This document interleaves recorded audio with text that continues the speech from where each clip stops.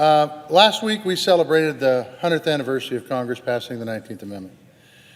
And this week, coincidentally enough, we celebrate the birthday of the only woman to vote on the 19th Amendment, Montana's own Jeanette Rankin. Jeanette Rankin, who helped women in Montana and Washington earn the right to vote in 1914, 3 years before she became the first woman elected to Congress, and 5 years before she helped pass the 19th Amendment, making her the only woman to vote for nationwide women's suffrage. I say nationwide because before Congress passed the 19th Amendment, women had already won the right to vote in more than a dozen states, almost all of which were west of the Mississippi, and that was no accident. The demands of frontier life were such that men and women often had to work side by side in order to meet those demands, and they still do that today. So it is no surprise that it was a Western woman who led the effort on the House floor to pass a constitutional amendment granting women the right to vote. As a freshman member of the minority party, Rankin was denied the chairmanship of the newly established Women's Suffrage Committee, but she was named ranking member. The group went to work drafting a women's suffrage amendment on the morning of January 10, 1918. The Capitol was crowded with people to hopefully secure a seat in the House gallery for the suffrage debate. Rankin opened the debate with an impassioned speech that helped convince her colleagues in the House to pass the amendment, that helped convince her colleagues to pass the amendment in the House, and it was passed by the thinnest possible margin. Unfortunately, the Senate failed to pass that amendment, that Congress, but Rankin's victory in the House marked a major milestone in the suffrage movement and laid the groundwork for the 19th Amendment passage just 18 months later. Today, in honor of her birthday on Tuesday and the suffrage centennial this past week, I would like to read an excerpt from that impassioned speech that Representative Rankin gave on the House floor more than 100 years ago.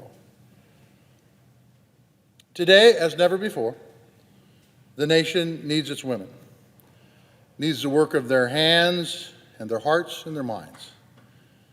Their energy must be utilized in the most effective service they can give. And are we now going to refuse these women the opportunity to serve in the face of their plea, in the face of the nation's great need? Deep down in the hearts of the American people is a living faith in democracy. Sometimes it's not expressed in the most effective way. Sometimes it's almost forgotten. But when the test comes, we find it's still there, groping and aspiring and helping men and women to understand each other and their common need. It is our national religion.